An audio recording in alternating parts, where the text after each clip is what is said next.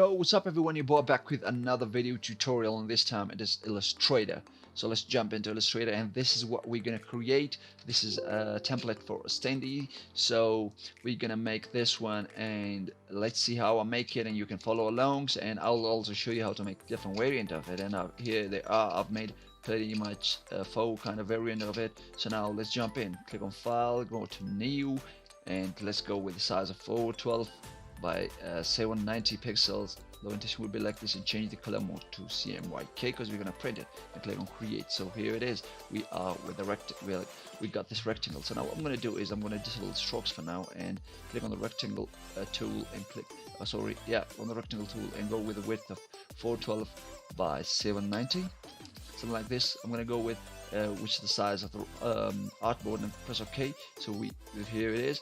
We're gonna go and in the align tool, change it to align to artboard, and horizontally and vertically align it to the artboard. Now what I'm gonna do is I'm gonna apply a gradient on it. So click here in the gradient menu, click here to enable the gradient on it. And now we're gonna go with something kind of like gray to black, and here we can change it to 90 degrees and flip it, so it's kind of like this.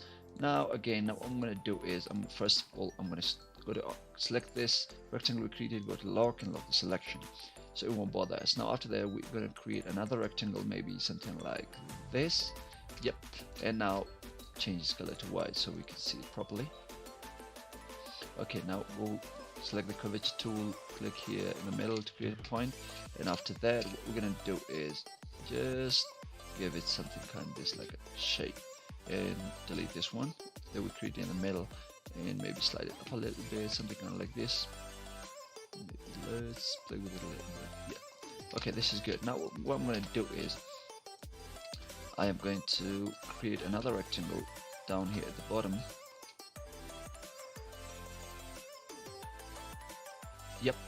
And now with the curvature tool selected, do the same with this. So we got this. I want to just make a little bit tweak to this shape that we created. This is fine for now. Now first of all I'll apply a gradient on this one, then later on the second one. So to apply a gradient on this, go to the gradient panel here, and apply the gradient, enable the gradient on this, and we would go with something kind of bright blue to some darker tone. Right here it is.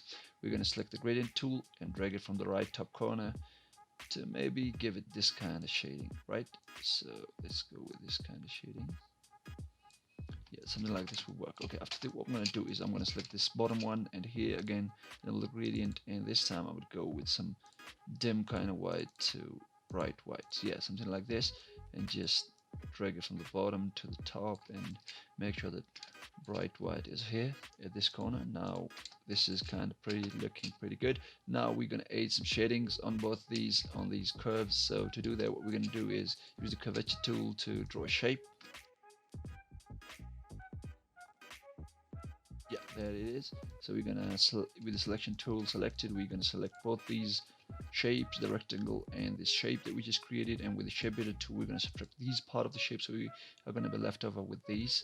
So again with the curvature tool, make a little bit of tweak to this shape that we just created, maybe delete these anchor points, to give it this kind of shape. Okay, something like this is looking good, but still we can play with it to give it a bit of more perfect kind of shape. This is looking good. Again, we're gonna do the same with this one. So first, before that, I'm gonna click on this one and change its color to white. Go to the opacity in here, and the blending option, change it to soft light, and here change the opacity to maybe like 25%. And here it is. So maybe bump it up a little bit, 45, so it's kind of visible. It's good. So now we're gonna create another shape right here.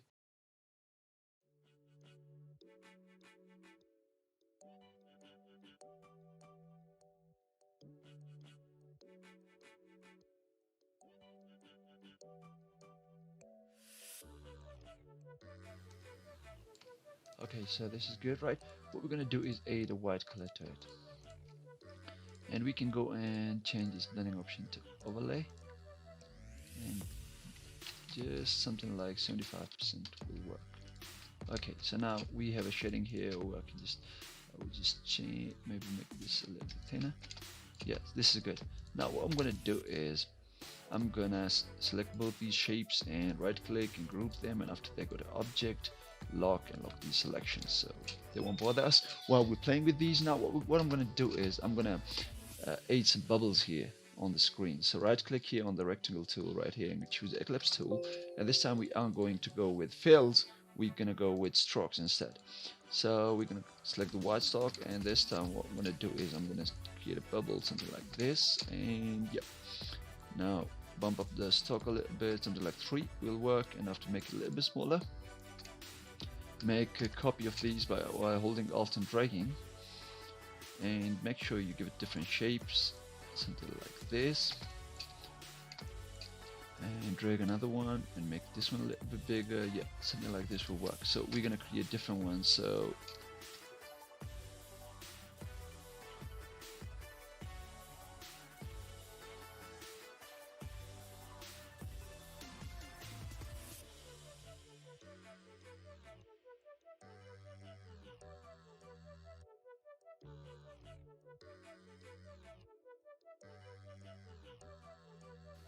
now after we create them all, we're gonna select, so we're gonna make sure that you create different variation of these bubbles and select them all. And after this we're gonna go to click on the opacity in the blend option. We're gonna go select soft light and change it to maybe like 25%. Yeah, okay, this is looking cool.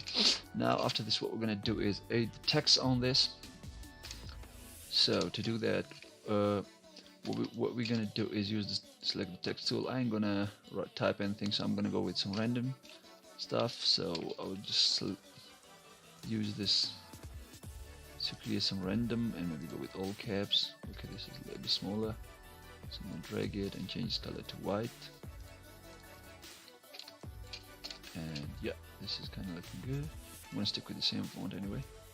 So again, create another one down here, and this time, oops, okay, this time we're gonna go with something like 80 and break. Okay, this is good, so I'm gonna cut off this one, drag it right here at the bottom of the other one, other text, and just change the color to white.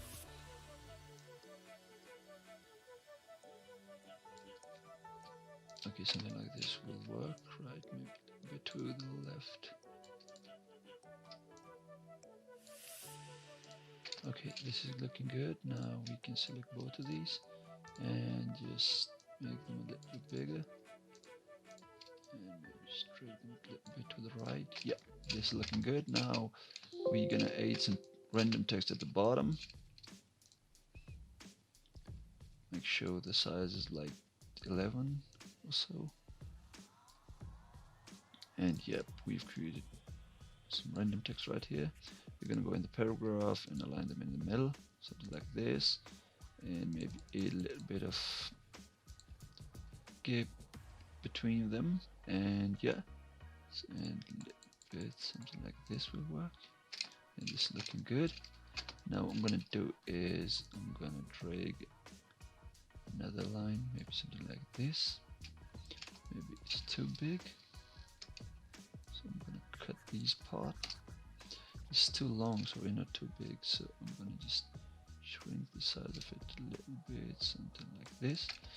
Drag it here, change the color to white, and now what I'm gonna do is I'm gonna right click, go to transform and rotate it, and maybe go with 270 and press enter. And yep, this is good. We're gonna leave it somewhere around here. And yep, this is it. We've created a template for a Standee. So how to create different variant of it, it's simple as this. What we're going to do is go to object, unlock, and unlock all. And now what we're going to do is click here on this artboard tool and just hold alt and drag so we can make copies of this. And yep, here it is. Now it's easy as this. We're going to select this, double click here and enter in the oscillation mode, and here we're going to select this and just change the gradient to maybe like pink to